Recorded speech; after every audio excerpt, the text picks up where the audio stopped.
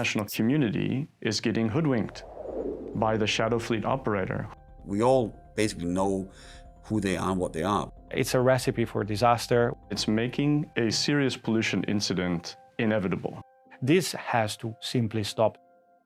This armada of geriatric, uninsured tankers has become so instrumental in moving sanctioned oil that it hasn't just shielded Russia from international restrictions and killed confidence in enforcement, but it's increasingly changing the demographics of the entire shipping ecosystem. And with shadow tankers now making up at least 1 in every 5 crude and oil product carriers on the water, the size of the network's just making it harder and harder to ignore. Long before the outbreak of the Russia-Ukraine war, shipping networks had already sprung up to handle contraband Iranian and Venezuelan oil. But it was the messy divorce between Russia, the world's 3rd largest oil producer, and its former Western buyers that really made the network explode. But rather than discount its oil, Russia began buying its own tankers and rerouting trade from Europe to China and India. And so the new wave of the shadow fleet was born. Welcome back, team. And in today's episode, we're going to do a bit of an explainer, a background episode on the shadow fleet, because it's been really bugging me. What is the shadow fleet?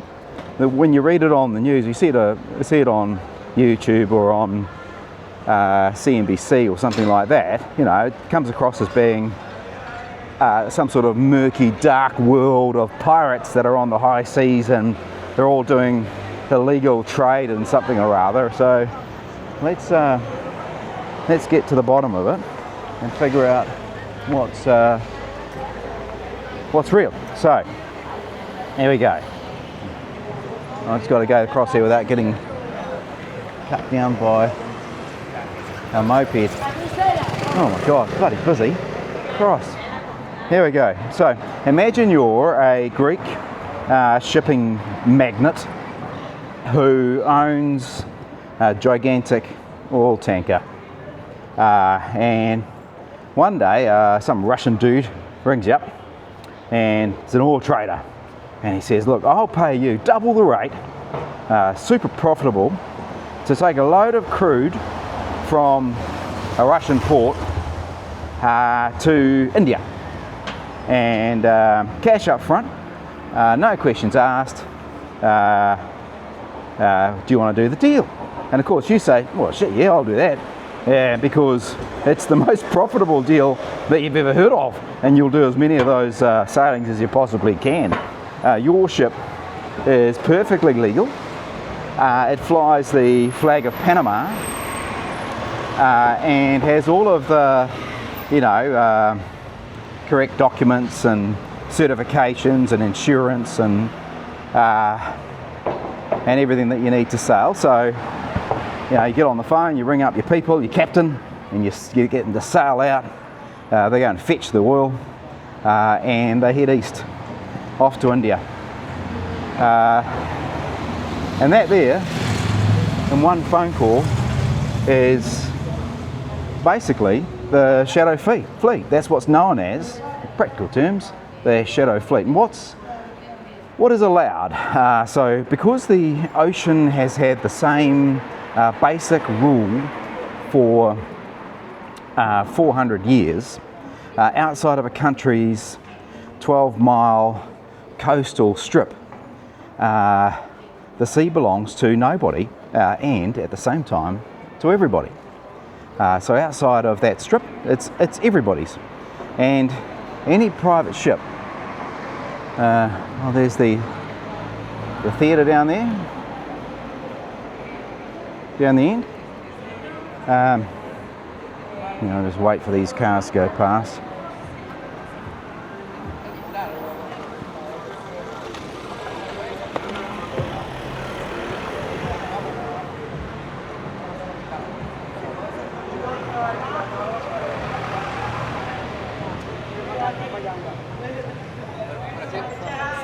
Right, so any private ship can sail anywhere carrying anything as long as it doesn't pollute or threaten any other ship, which kind of makes sense really. Okay, what else? That rule comes from some Danish dude in 1609 and is still the law today. It's referred to as the UN Convention on the Law of the Sea, and it's signed by almost every country except for the United States. Anyway, that's special. So, when Western politicians say that these ships are illegal, what they really mean is, we don't like where the oil came from, and so we'll label them the shadow fleet, rather than accept and acknowledge that they're actually just legal merchants carrying cargoes on the high seas. Because dislike is not the same as illegal. The ships are private businesses, they're not Russian naval vessels, so the old laws of the sea protect them. Now, the next step is, how do they hide the Russian origin? And they actually don't really hide it. They just make it super boring in their paperwork to trace it. Common tricks include they turn off the GPS tracker for a few hours, which is perfectly legal if you have a safety reason. So you could say, oh shit, there's some bad people around, I don't want them to see me, so I've decided as the captain I'm going to switch it off. And or you meet another tanker in the middle of the ocean, and then you connect a big pipe up from ship to ship, and you pump it from your ship to their ship. Now, I mean, people could, I guess, use satellites or something to try and monitor and track and trace these ship-to-ship transfers, and they probably do, but do they do it to all of them? Well, it's a bit of an undertaking, so probably not. And the other way is just to simply change the ship's flag. So you could switch it from Greece to Panama the week before the voyage. It takes one phone call and 10 grand. And you're talking millions of dollars for the trade, so for the transfer, so you don't really care about the 10 grand. So you could easily just change the ship's flag. And then in terms of insurance, you can insure the cargo. You can self-insure the cargo if you're big enough, or you can insure the cargo with any insurer, including a Russian insurer, a Chinese insurer, an Indian insurer, instead of Lloyd's of London, because Lloyd's won't go anywhere near you because I want to know exactly what you're carrying from where and to where. So who actually owns these ships? Well, surprise. A lot of these ships are still owned by people in London. This is actually quite surprising to me. I'm actually shocked by that. Just the utter hypocrisy, really. These ships, according to these notes, are owned by businessmen and women in London, Athens, Dubai, or Singapore. They simply rent the ship to a middleman, who then on-rents the passage to the Russians. Everyone gets paid, the oil reaches the refinery, and the only people losing money, I guess, are us, who wanted to punish somebody for something. So so bottom line, the shadow fleet is just regular global shipping, doing what it has done for when governments try to block trade. They find another route, they find another flag, they find another insurer, and they make sure that the cargoes keep flowing. So that's what the shadow fleet is. It's what it does on the regular, and well, I find that really interesting, and it's a little bit disappointing, really, because when you see these things in the news, you're led to believe it's something else. But well, it's clear now to me that it's actually quite legal, and there's nothing wrong with it. It's quite normal for merchants to sell their service of moving a cargo from port to port. This is very normal, and this has been around for 1609, I think it was. That's like, I'd have to do some math in my brain. It's a lot of years, right? There's hundreds and hundreds of years that this has been happening as the rule of our planet. So I guess that's the situation we're in. If you've got a different view, put that view down in the comments below, because you know, that's my own research. So go and do your research and correct me if I'm wrong.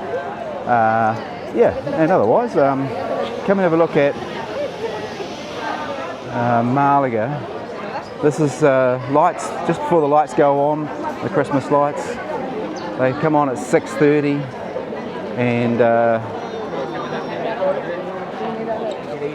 they're pretty impressive, really, for a little town like this, because you get, I mean, what are we now? A week into the Christmas lights, and it's just starting to build up. And what's the time?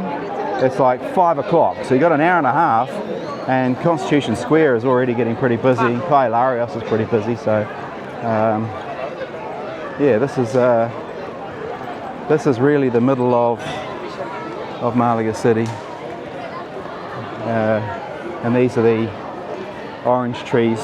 They're not actually real, well, they're real oranges, but they're, I guess, what are they called? Ornamental oranges, because they're not sweet. They don't have any sugars in them.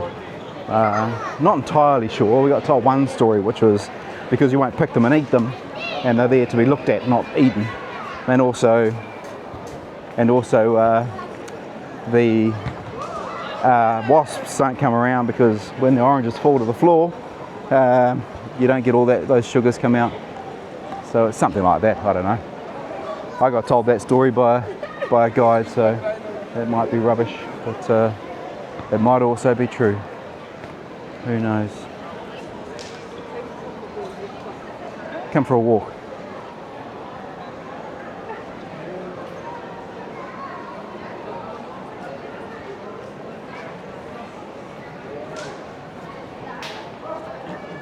Don't you love that old door? These are the alleyways of Malaga. It's like something out of that episode in Game of Thrones when Arya's running through the village with her wee sword, and who was it? Somebody was chasing after. Some girl was chasing after her, and the scene ends with Arya with her little sword, the needle, and the girl comes into the room, closes the door behind her, and it's pitch black, or except for a candle. And then Arya cuts the wick off the candle. I think that was it. Oh, I might have just made that up entirely, but it sounded good to me. And this year the lights are this. Can you see here? There's a. It looks like a stained glass sort of affair. Yeah, it's. Last year it was angels, but this time it's stained glass. Different scenes from the Bible. And this is the Museo Carmen Thyssen Malaga, which is actually quite an impressive museum. If you ever come to Malaga, go and give that one a look. It's well worth it. Anyway, that's all from me today. See you later. See you guys later. Bye.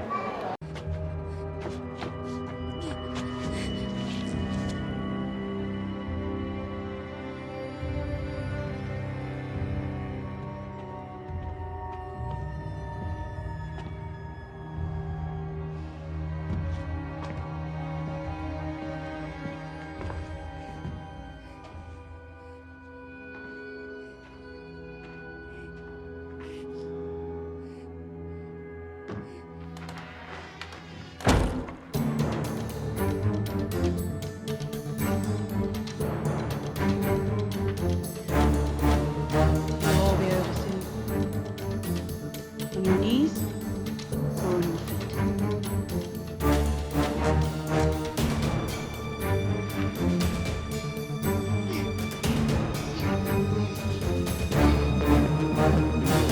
Moving through this already.